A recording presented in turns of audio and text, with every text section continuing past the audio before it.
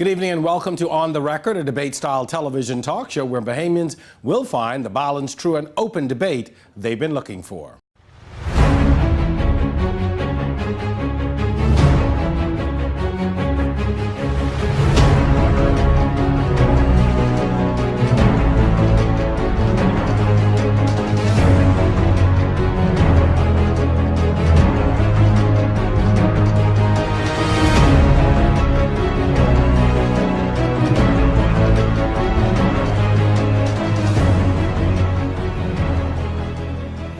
It's no secret that millennials carry serious clout in the Bahamas. It's definitely fair to say that their say was felt in a major way in the last two general elections.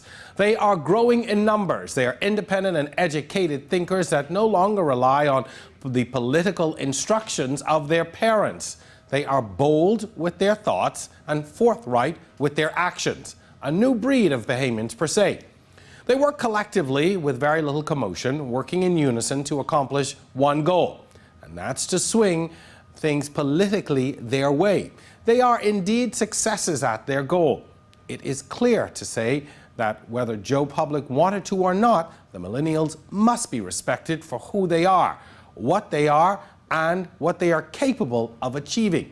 They are Generation Y that follow Generation X. They were born in the 1980s straight through to the early 2000s. They are the millennials, and we will be hearing from them tonight. Our guests, Carlisle Bethel, Vice President of the Torchbearers Youth Association, which is the youth arm of the Free National Movement. Carlisle works in the financial industry. Tennille Burrows, who offered herself as an independent candidate for the constituency of Elizabeth in the last election. She is also a women's rights and human rights activist. And finally, Quinton Lightbourne, the Progressive Liberal Party's vice chairman. Our topic tonight is Government Review Youth Perspective. It's all on the record. I'm your host, Jerome Sawyer. Our discussion begins on the other side of this break.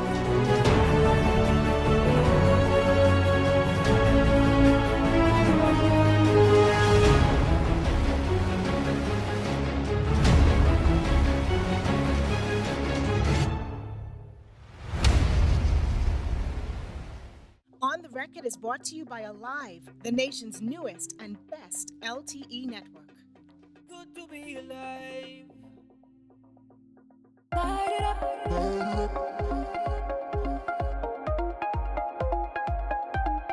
No one does summer like we do. It's just a way of life. Light it up.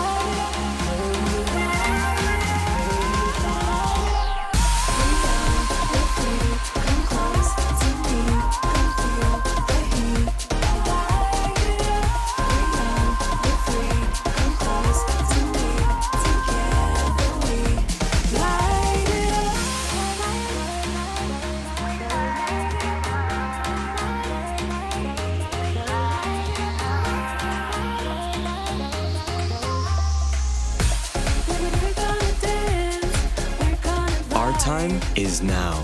We own summer. We are alive.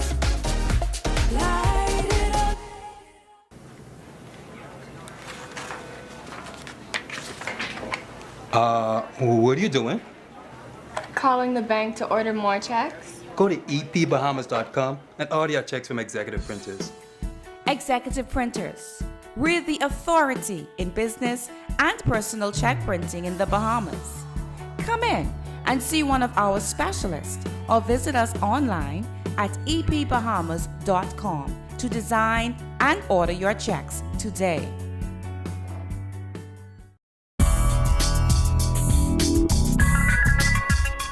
Need added moisture on your baby's scalp and skin? Johnson's Baby Oil Gel locks in up to 10 times more moisture than any ordinary lotion. If you're a mommy-to-be, purchase any Johnson & Johnson product and have your baby shower sponsored by Johnson's. $1,500 in gifts and prizes. Johnson & Johnson products distributed by Lowe's Wholesale Drug Agencies Limited.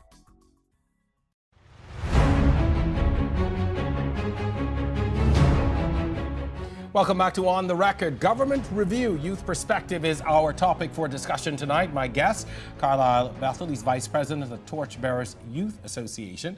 Independent candidate, Tennille Burrows, and Quentin Lightbourne. He's a Vice President of the Vice Chair of the Progressive Liberal Party. I gave you a boost. I gave you an up and gentlemen, lady, welcome to the show. Thank you so much for being here tonight. We decided to give a little different view. Over the past few weeks, we have been really in post-election mode, looking at a number of issues relative to this new government taking office and some of the initiatives and policies that have already come into force.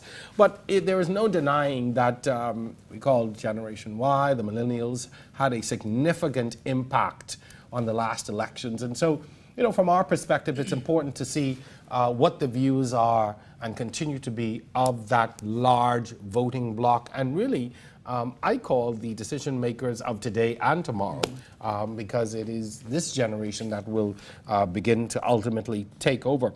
About 90%, 95% of the Minister administration is new to both politics and governance. They were all sworn in about 3 months ago. What, in your estimation, has been the conduct so far?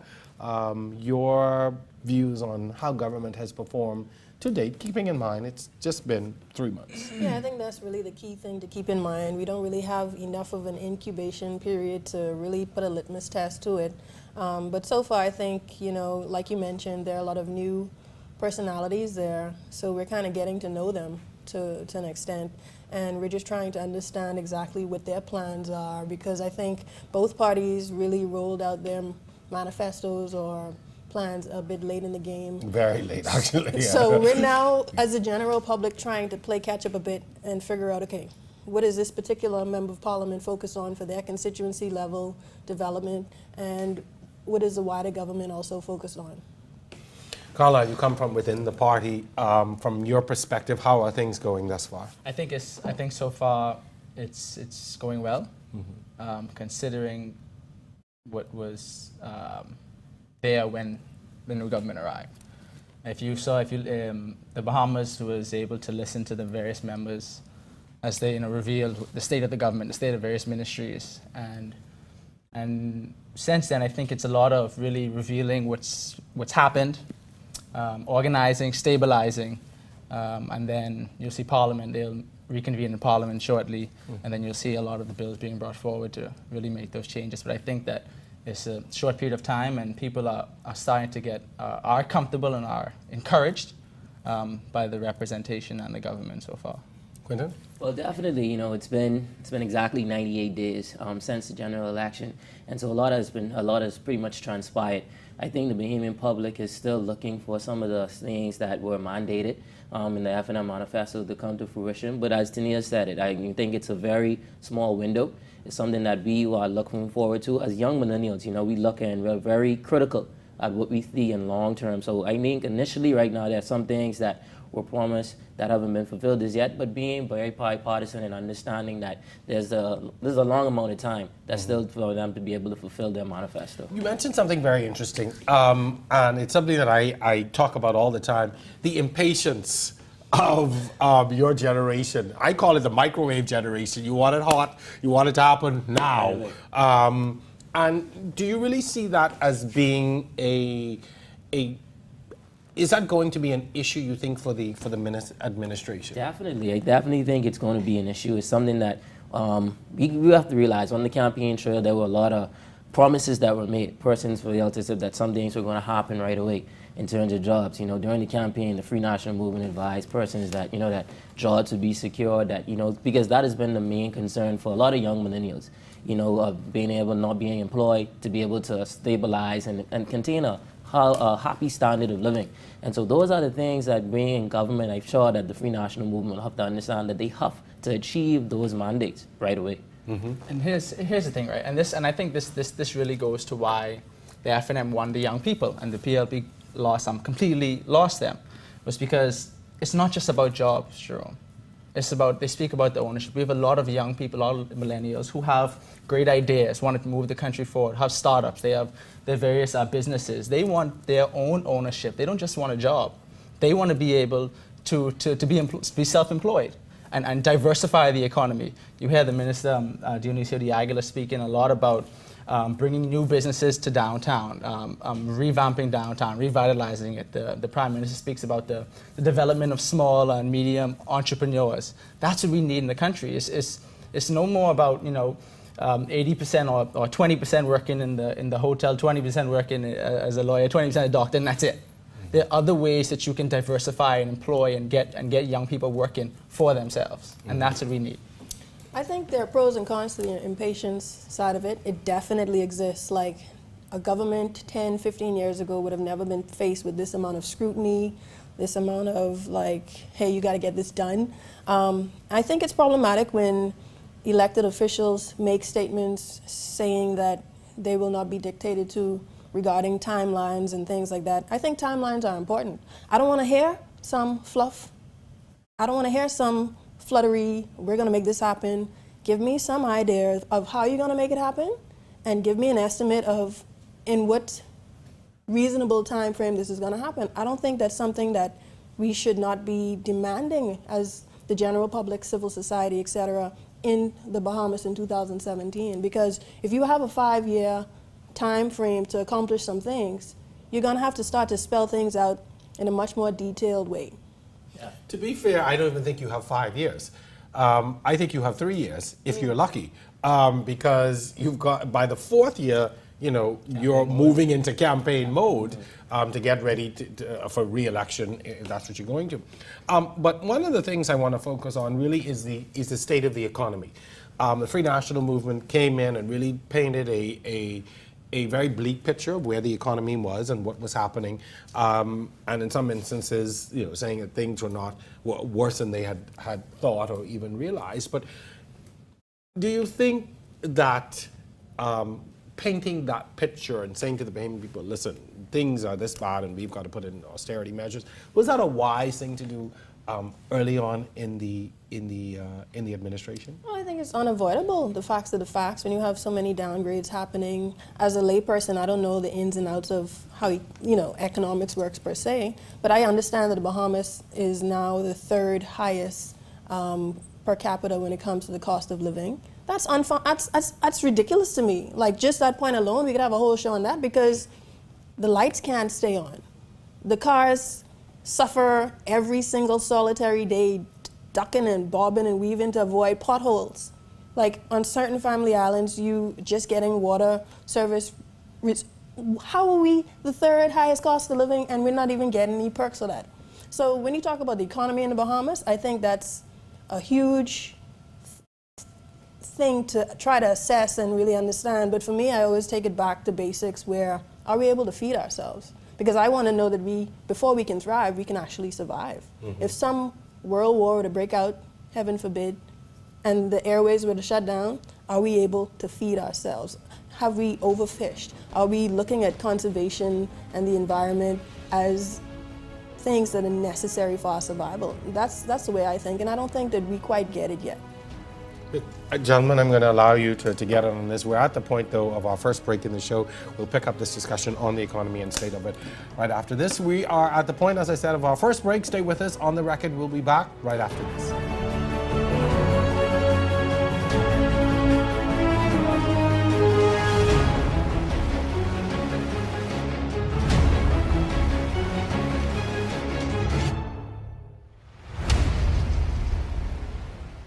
Wait, I telling you that's foam, but you ain't know the time, eh? That come from Bahamas Foam Products. They stuff look like real column and molding, but you pay much less. People is use this foam for everything from decorating the house and classroom to building jungle costume and putting up sign. This foam so versatile, it's versatile. Bahamas Foam Products carrying on bad, bae. Concrete grieving cause foam taking over. If you is Bill, if you want Bill, if you ain't know how to build, just check out Bahamas Foam right down Soldier Road Industrial Park. I used to wait for them, you see? But stick to the foam. Don't mention my name in your call.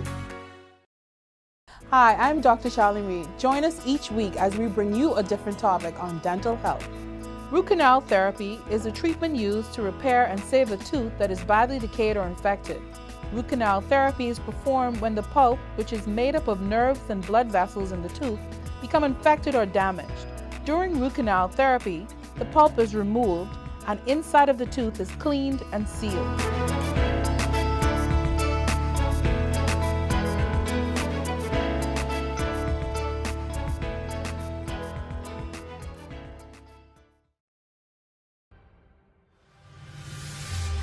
Shooting last night claims the life of a young woman. Providence being urged to evacuate as soon as possible. That story. Minister Dr. Hubert Minnis weighs in on those reasons. Inside the huddle, everybody, Al Marcelo. Police officer behind bars today. Welcome to our news and thanks for joining us. I'm Kyle Joaquin.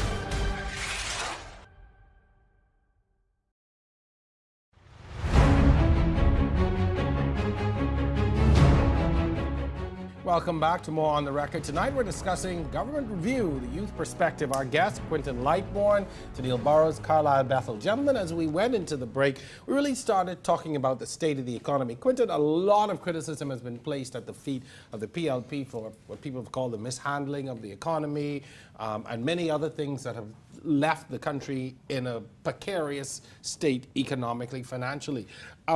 Your response to what the government has laid out so far, and then also to what people are saying about how the PLP would have left the country. See, and that's a very interesting point, and I welcome Mrs. Burrows' critiques of the economy. But if we looked at it, one of the major campaign issues that the Free National Movement and other parties talked about was the VAT money, where the VAT money is going. After coming in office, the Free National Movement has said that there's no misappropriation of value-added tax of the funds. That is a fact. The central bank just recently laid out a report to show that the government of the Bahamas in the past 2 months was able to stabilize and the economy was beginning to bear fruit. These are publicated documents that are not partisan or party biased. These are independent parties in the country that have shown that the VAT money was there and that the economy was on a steady rise and that it's bearing fruit. And so that is the thing that we realized during a campaign season, persons, begin to say outlandish things that in essence are lies. I'm surprised you brought up VAT because, anyway. No, go ahead. Jerome, here's the thing. Hold on, wait. The initial, with the introduction of VAT, a basis for it was that it was going to decrease the debt or the deficit or whatever it is. That was the initial basis for the introduction of VAT. The fact that at some point down the line, there was a backpedaling and they decided to just use it for whatever purpose they wanted to use it for. I remember very vividly on a campaign that they was like, they thief the VAT money. That is correct. I remember that very vividly. Afterwards, it was proven that all the value-added tax money was accounted for. But Quinton, here's the thing, right? The Bahamian people are tired of, for the past 5 years, the Bahamian people have had a government that has lied to them, kept secrets from them, has governed in darkness and behind closed doors. They were tired of it. We're tired of it, right? And so when we speak about the FNM painting this doom and gloom picture, it wasn't about painting a doom and gloom picture. It was simply presenting the real state that the previous government left the country in, right? And so the issue with the VAT money, right? It was just a matter of where did it go. They could not tell us what they did with it. So they could not say where this almost over $1.2 billion, where did this go? And that was the issue. And so of course when you don't answer questions about where something went, they're gonna say who stole it? Who took it? If you can't tell me where this went, who took it?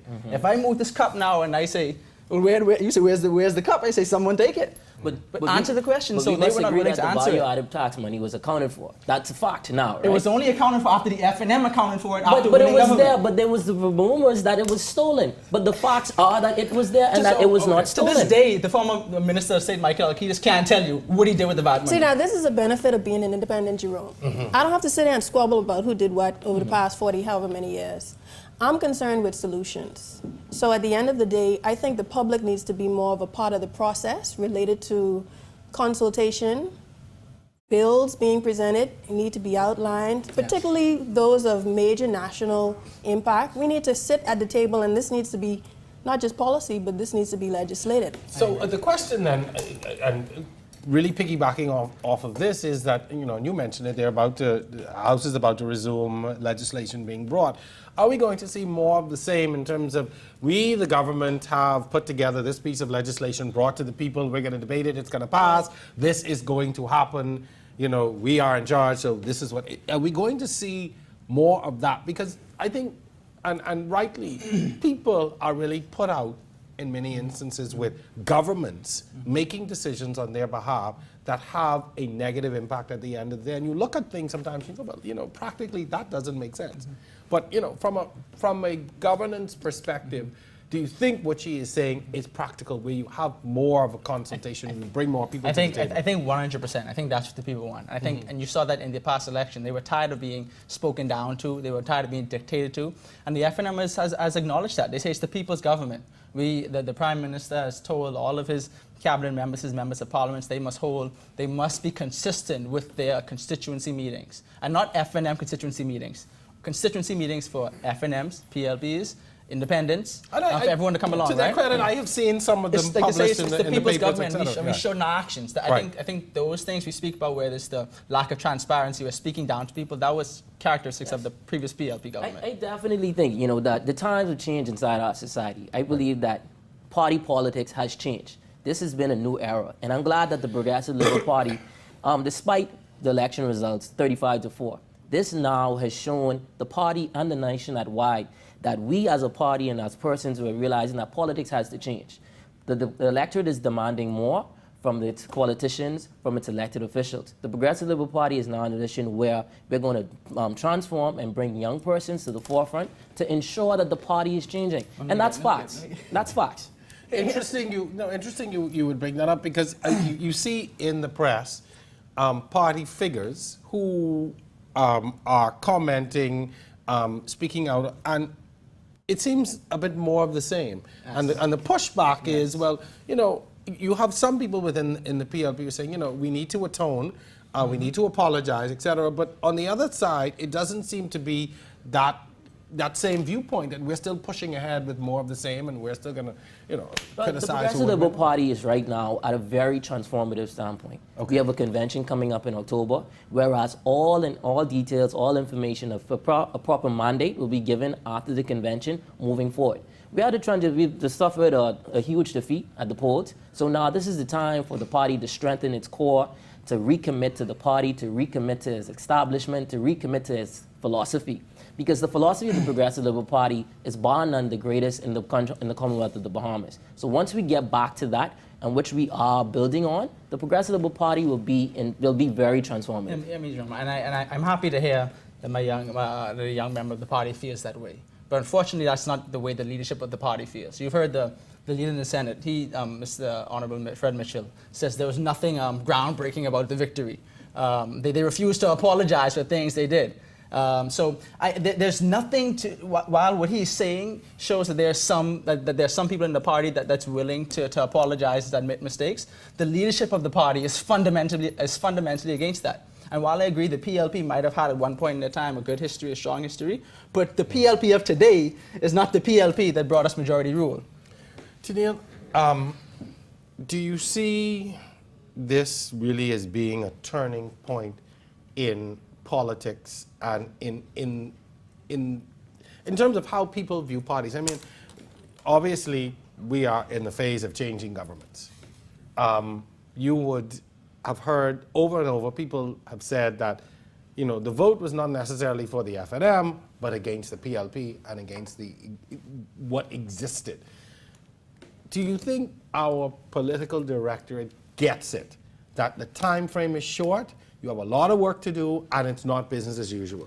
I think we've been overly reliant on the parties to agitate and stand up for rights and do all of these things that we trust the parties, who some of them eventually become governments, to do. And we haven't really sought of ourselves that sort of power. And I think that the time now is for, it is the people's time.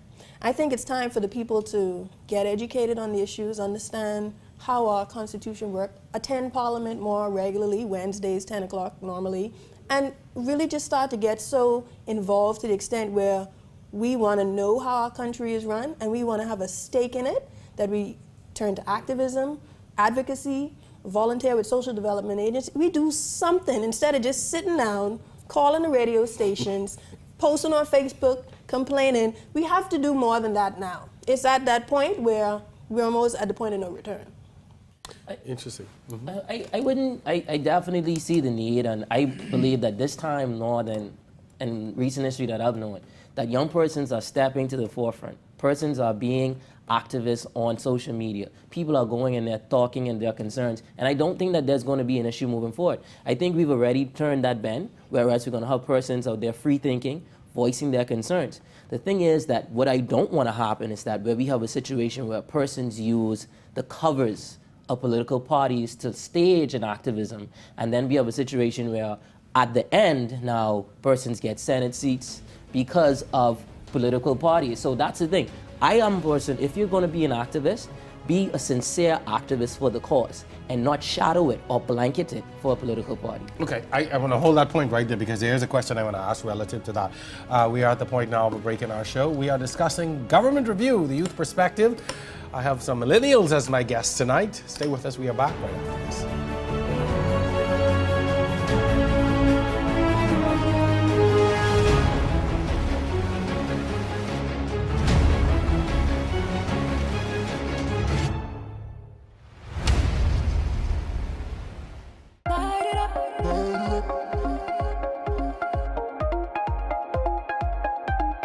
No one does summer like we do.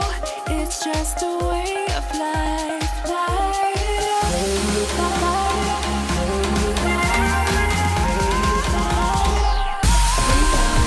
free.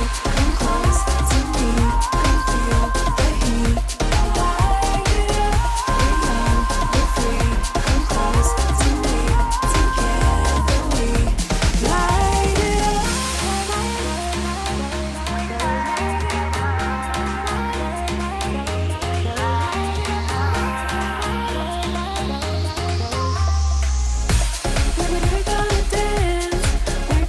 Our time is now. We own summer. We are alive. Hey beautiful, let Amani Hair put you in the spotlight with our fabulous hair and hair care products. Longing for length? Try our wide selection of Remy and Virgin hair. Keep it natural with hair care lines like Carol's Daughter, Ali K Naturals, As I Am, and many more. Be radiant with our wide selection of skincare products. Have questions? Connect with Amani Hair on Facebook, Instagram, and Snapchat. Located Soldier Road and Shakur Way. Telephone 698-1155 or 422-1191. Let Amani Hair make a Barbie out of you. We are now in a new political era, a new prime minister, government, and opposition. What are the new challenges, and what role will the Bahamian people play in this new era of governance? Join me, your host Jerome Sawyer, each week for On the Record as we examine the latest political news and views. That's On the Record, airing every Thursday at 8 p.m. on cable channel 212. See you then.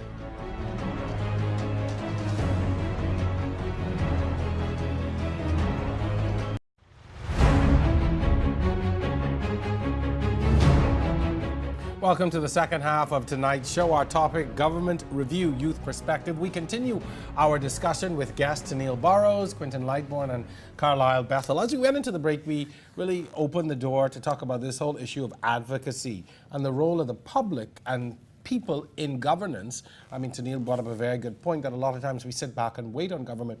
But we are seeing, I think, a lot more action as a result of advocacy. I mean, we've seen the We March grouping come forward prior to the last election. You saw other groups that would have come forward that have been advocating for things in the environment, etc.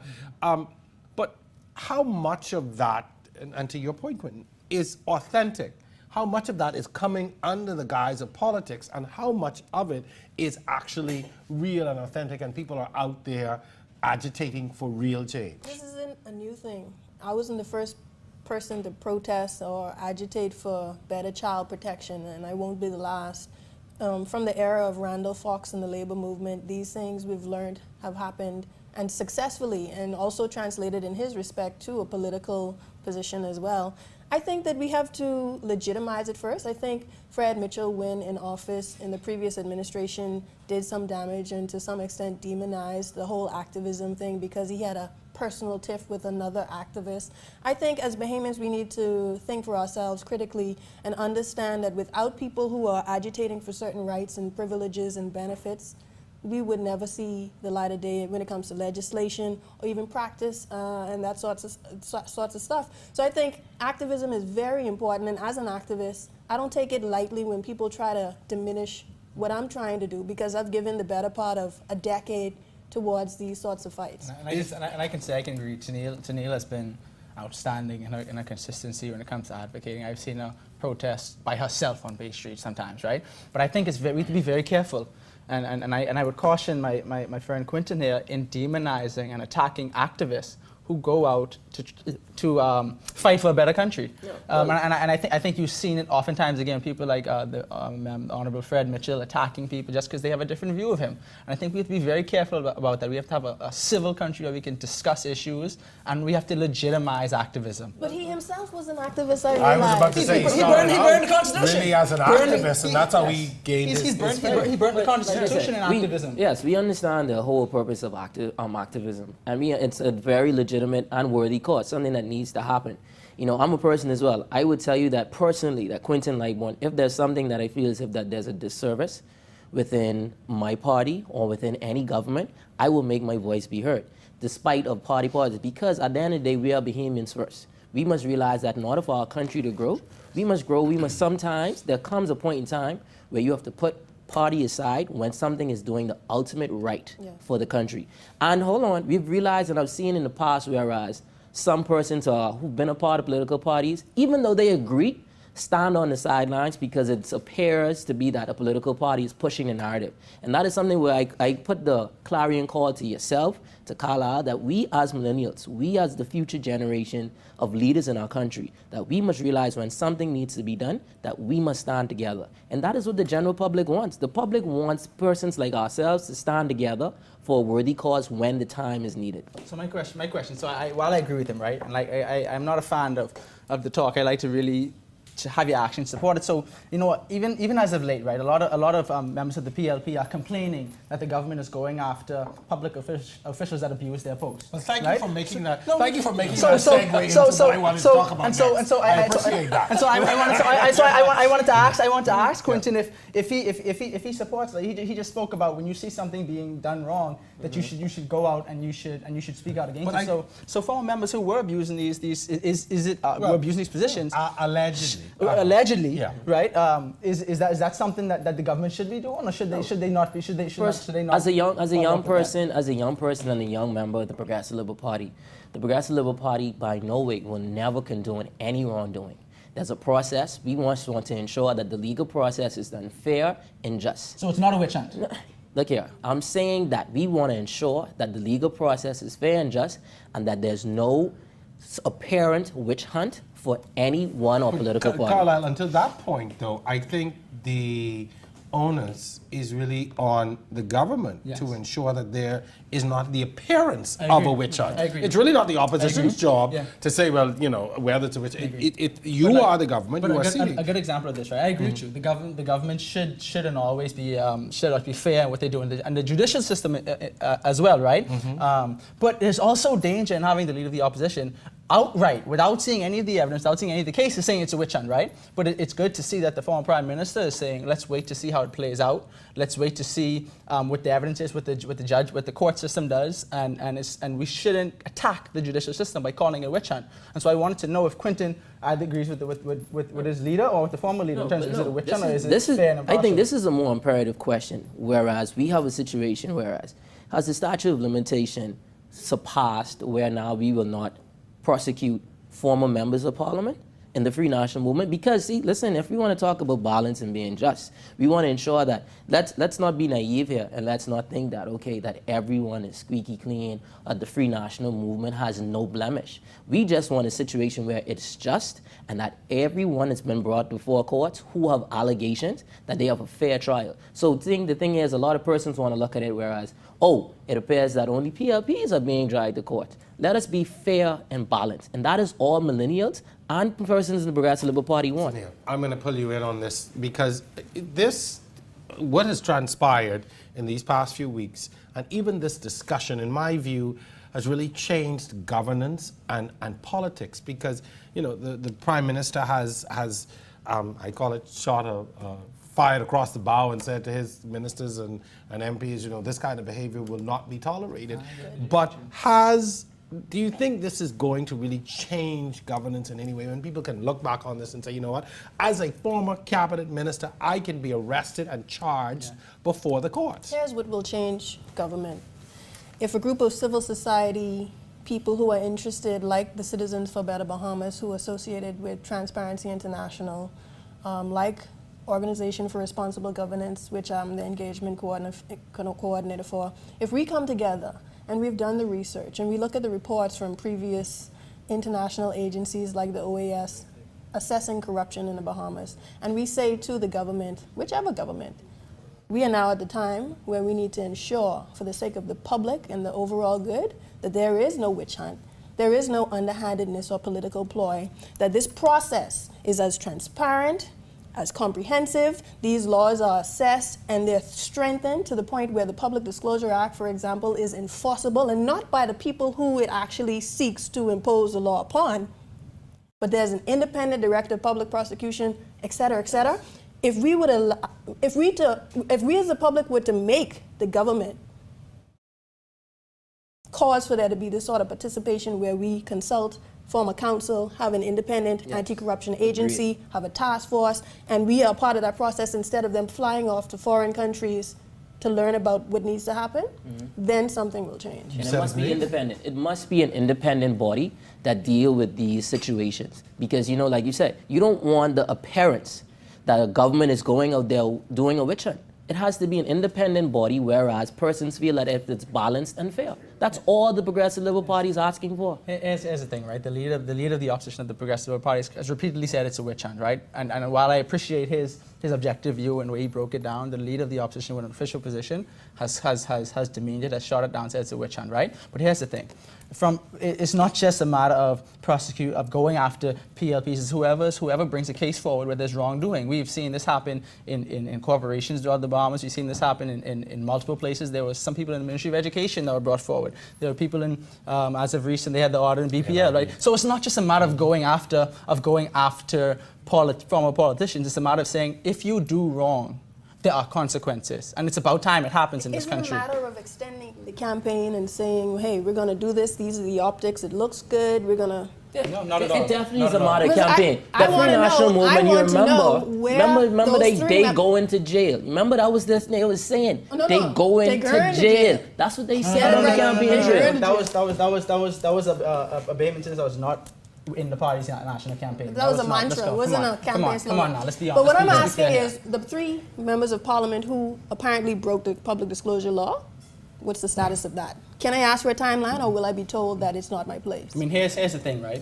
No matter what happens, right? Everybody who's found to be who's found to break the law, to do wrongdoing, will be held accountable. And the Prime Minister said himself in Parliament, he still looked at his members and he told them, he said, I ain't going down for you. He said, if you do wrong, you will be held accountable, and that's what the people want to see in this country, and that's what we need to do. We're starting at the top, okay? We're dealing with our political leaders and those who hold or would have held high office. If this starts to trickle down to the public service, to people who work in government, etc., to the voters, it gets very uncomfortable then. Because it gets even more uncomfortable, and then it becomes a question of, wait a minute, you want my vote in 2-3 years? You taking bread out of my mouth, you trying to send my brother to jail. It becomes, once it's a former member of parliament or government official, it's a different conversation. But when it starts to affect individuals who But guess teeth in what? from the post office, who teeth in from road traffic. But guess what? It's a different But conversation. yeah, here's the drum, and I agree with you, right? And it's important to know that this aggressive actions against corruption is from the bottom straight to the top. It's no longer just a small man being held accountable, right? But guess what? By not pursuing corruption, it has a greater effect on the average man than by pursuing it, right? So because corruption is the largest, is one of the major problems for developing countries that holds back their development. So by pursuing it, you help the country, you help the small man. And that's what their You think that's the message that's getting out? It will be. That's the message that is out there. I think that's that the message that is out there. That's correct. Futuristically, when we have this, bipartisan civil society participation happen for these anti-corruption reform bills, I think that in the future, once those prosecutions and investigations, come to light related to people higher up, the people who are not so high up are going to take note. They're going to check stock and be like, look here, let me straighten up my act, Straighten up. or let me get out. You got it. And that's what we want. We want you to get the heck out, because when you steal, when you're corrupt, when you take bribes, when you're involved in extortion, you affect my nieces, my nephews, my children, my family, my godchildren. I don't care how many people work in the public service and feel like they should be allowed to get away with it. I don't care how many people are members of parliament and feel like they are demigods and they should be allowed to get away with it. This is my country. I'm going to fight for what is mine, and I want it to start off on a level playing field. When you talk about corruption, that totally disrupts the playing field. And for the past 5 years, that was the order of the day. Quentin, I want to get this into you before we go. When you have, and this really is from a party and image perspective, when you have three members, well-known, prominent members of a party who are now before the courts for facing these allegations, how is that affecting the party and affecting its effectiveness? When I look at that, I often wonder, I ask myself, how is the PLP going to recover from this? Whether they are found guilty or not, it is just the optics of it, and it is really affecting the brand. I understand that. And one thing I've learned in my very young age is that the Progressive Liberal Party is a very resilient party. Something that where the Progressive Liberal Party has been hit down or knocked down time and time before. But we've been able to rebuild and reestablish and recommit ourselves to the Bahamian public. And this is not short of what the Progressive Liberal Party will do. The Progressive Liberal Party will retool, that will reshape and reform this country. There's, like I stated early in the show, and I will state again, that the Progressive Liberal Party is at a transformative part of our transition, whereas we will change and the Progressive Liberal Party will put and push together and push forward young, visionary leaders to take our country to the next level. I'm very hopeful for our October convention. All right, well, with that, we are going to go into our final break. We are going to be back right after this with more on the record.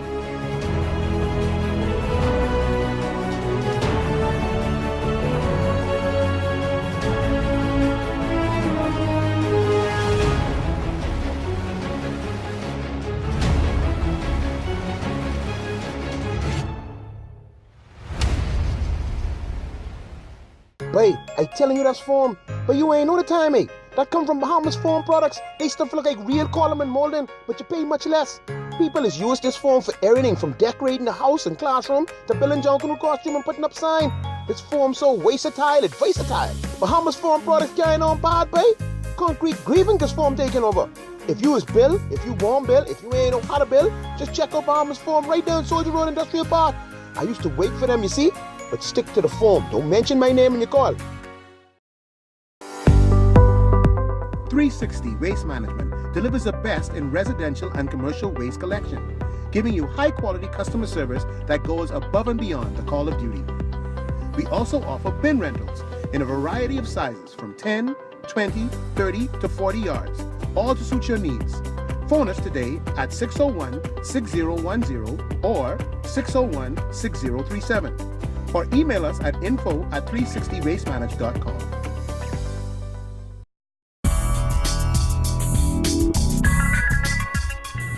It's summertime, a lot is going on. We understand that your baby can get messy. Purchase Johnson's Baby Hand and Face Wipes and remove all dirt from your baby's skin. Allergy tested and paraben free. Enter to win if you're a mommy-to-be to have your baby shower sponsored by Johnson & Johnson. $1,500 in gifts and prizes. Johnson & Johnson products distributed by Lowe's Wholesale Drug Agencies Limited.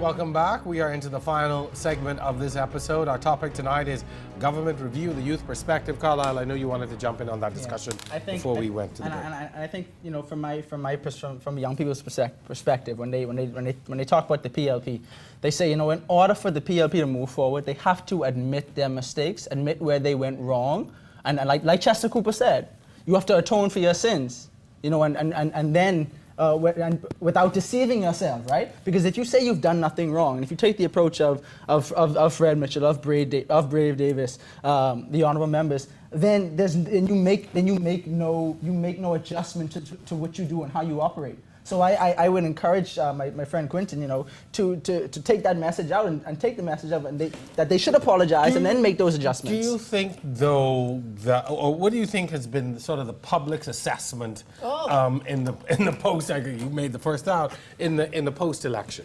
In terms of assessing which government? The government. Well, the PLP at this point. That's the all PLP. we've been here.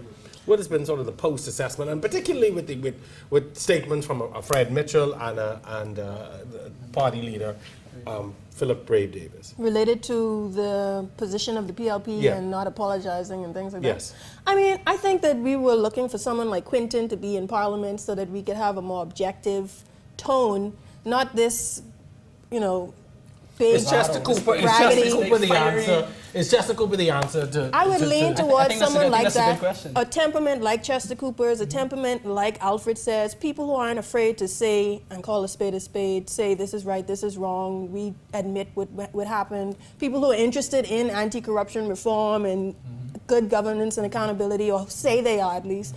These are the types of politicians that I would want to see this cycle and moving forward, and regardless of what colors they wear, really, unless the party really sucks to that extent, I think that people need to stand up and just take that position, because I feel like we could banter all day about the PLP and F&M, and it's been 40-something years, and that benefits the people to no end. Quentin, you talked about the party going into convention in October. I know in your last convention you were a part of a wave of young people elected to party offices. Are we really going to see a full emergence of those new faces and new ideas within the party? I definitely think it is. Like I said, there's pretty much a point in time where you've reached the fork in the road. And the Progressive Liberal Party is a party we fully understand that this is the move what we have to do to move forward as a party, that we have to put the new faces out there, that we have to prepare our young minds, that we have to fine-tune them, make sure that they're ready for the political spotlight and that we're ready for shaping our country to move forward. Definitely, like we said, we need, and the country, and that's why I tell young persons all the time when I speak to them casually, that the Progressive Liberal Party is the party at this point in time where you as a young person want to come in and make a difference in your country. The Progressive Liberal Party is that party that gives you now that opportunity and that platform to take your message forward. Okay, so let's. I know. I'll give you your rebuttal at the end, but let me move the discussion forward. And this is government in review, not PLP in review. Thank you. This is government in review. Dr. Minnis, coming into the election, was portrayed as his weak leader, but turned around the campaign, brought the party to a landslide election victory. He's been in for 3 months thus far, done something very interesting and not really taken on a portfolio, because he says he wants to sort of have a full view of governance and not be involved in any particular ministry. Is his style very different from that of a Pinling, Christie, Ingram? It is. It's extremely different, and I think that's a part of the reason why the F&M won 35-4, because it's the type of leader that the Bahamian people want to see. They don't want one that just takes Ministry of Finance just because they're Prime Minister, right? You know, he looks, he says, okay, I'm not too strong. I might not be too strong in finance or with tourism, so I'm not going to take that. I'm going to give it to someone who knows finance, the Honorable Peter Turnquist. What I'm good at is I'm good at managing a team, managing a business. He's a well-accomplished businessman while being a doctor. And so we say, I'm going to watch the cabinet from a CEO perspective to make sure that everyone is doing their job in their portfolios. And I think that's the type of leader that the people want. They want a leader that's willing to listen, that's willing to reach out, that's willing to admit where they are wrong and where they might not have the answer and get the answer. And I think that's a great appeal for Dr. He's the first prime minister to not come from what I call the good old boys club. Yeah. You know, he wasn't an attorney and didn't come from sort of in the belly of politics he would have served, you know, previously, but come with a different CV, I call it. Do you think he's going to bring a difference to governance? And if so, what kind? Well, I think he has already started to some extent. We just have to see how much fruit, you know, is born of these exercises. I think the idea of him not taking a particular portfolio is wise and strategic, and I like the fact that he didn't take finance, because you feel a little bit more at ease that there isn't going to be mismanagement or something, because we also would like to see the powers of the Prime Minister limited and that sort of stuff to ensure those things. But I think that we're already seeing some changes. You can't deny that. We just haven't seen yet the results of these changes. Only 3 months, right? It's only been 3 months, right? So and I'd like to point out that I particularly was behind Dr. Minister, along with people like Duran Thompson, while he was the leader of the opposition before he was ousted by Loretta Butler Turner, from 2014 to actually cause for there to be some sort of action that's definitive and prosecutory related to the Public Disclosure Act breaches. He didn't see him as receptive at that time as he is now, but he has essentially the same power by that law. I don't understand, like, are we kind of holding on to certain things and like we want a big splash later? What's the holdup? I mean, here's the Prime Minister, like we said, he's operating as a CEO of his cabinet. He's making sure everyone does their job, make sure all the departments function properly. And I think that when we take that and then put that into the public sector as well, right? When the ministers function in their ministries, he told them at their orientation they had the other day. He said, "Don't go into the ministries telling the professionals how to do their job." Yeah. Right? It's always been a problem. It trickles right down. They go in Yeah. and they try to make it run the way they want to run, when they don't really know the ministry as well. All the experts and the technocrats. Right. You should be there to give the policy and to assist the permanent secretaries and their team and so forth.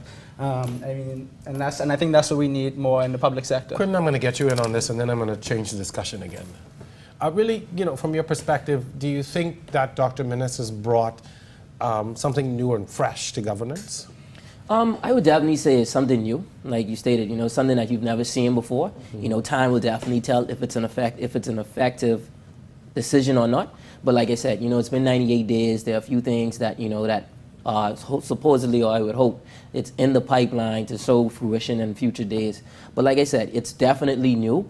Time will tell, and definitely I think the Bahamian public will be very critical as they always are, and they won't hold any holds bars, and they will go at it 100% if it isn't effective. Something that we have talked about on the show, I've had guests on prior to this who've talked about the fact that it won't be a long honeymoon period.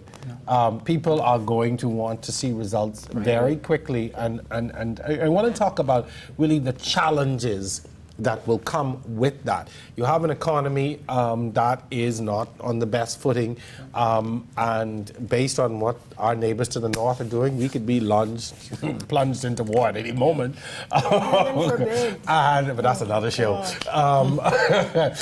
There are some things that are happening, that really are beyond government's control. But Carl, I really want to start with you. But what would you like to see out of your government in the next year? What are you hoping as an FNM, as someone who's intricately involved in the party, what do you want to see, and what are some of the key performance indicators that you think, or you're hoping, or maybe have some insight into what the government will bring over the next, it's now 3 months, over the next 9 months or so? Right, and I think when I start to see the indicators move from X amount of temporary jobs, or when you have 20% of employment that's just 20% new employment is just hotel jobs, or that might be in the traditional fields. What I want to see, I agree with you. What I want to see is, and they are on the correct path. When I speak to young people, of empowering entrepreneurs, empowering the diversification of our tourism product through young entrepreneurs, through people with ideas, providing funding for these ideas.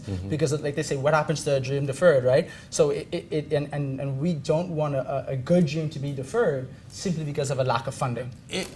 On that priority list, is it really also to changing or making ease of doing business? Yes. Because that's a major problem. It's a major concern. It's something that needs to be done. But also, I look at it, we talk about, and Kala spoke about how for seed money to encourage entrepreneurs. We are millennials. We are not, I guess, uneducated. But when the Prime Minister said that there's going to be a 10% cut off every government ministry, right? How does that, or where does that translate? Where is that 10% cut in every ministry? Will that be able to still provide funding for these entrepreneurs that you speak of?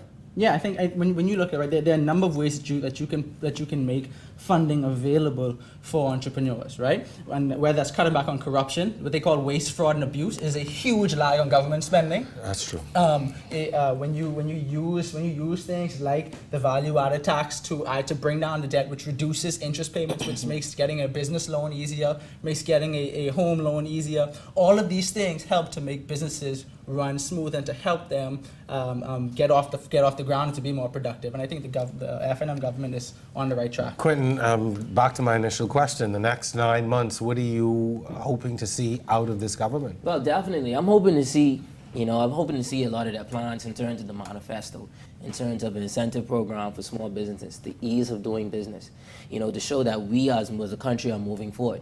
Because at the end of the day, there's party politics, but Progressive Liberal Party supporters, we want the country to move forward. So we want to see what has been done or what will be done in the next 9 months. I think the time for talk and campaigning is done. It's time to get to the business of the country, and persons need to see results because obviously the Free National Movement has a heavy mandate. They have a 35-4 margin in the House of Assembly. So persons are looking for them to show action, and they have to perform.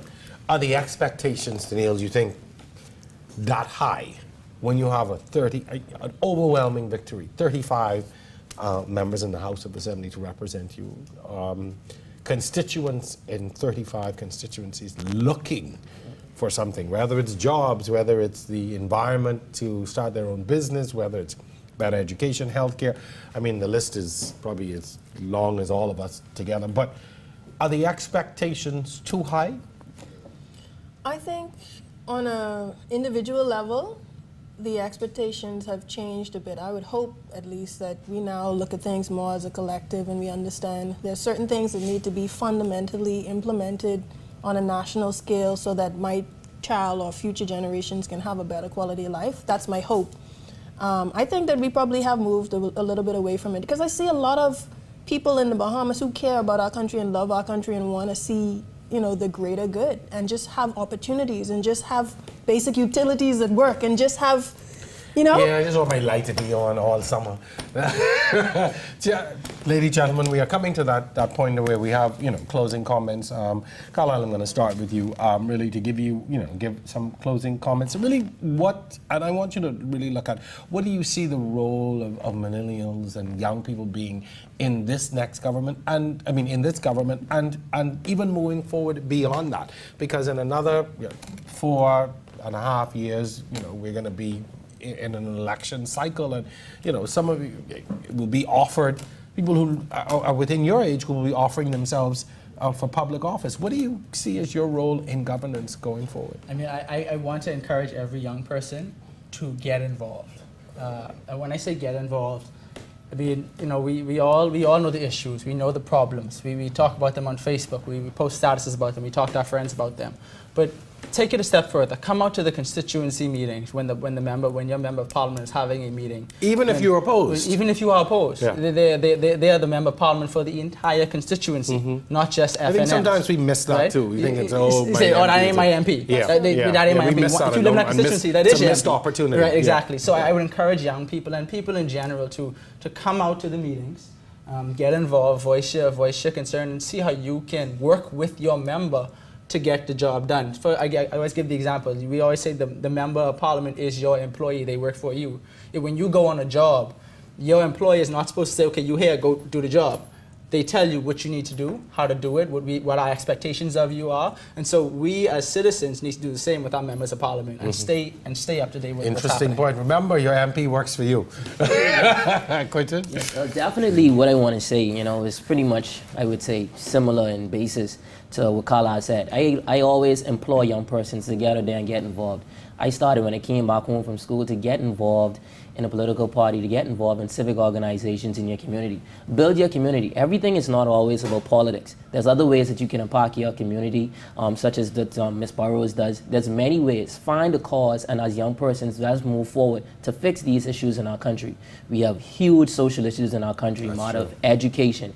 We have so many persons out there that are falling along the wayside. And so I ask all young people to get involved. Find something that you want to make a difference in and go out there and make a difference in our country.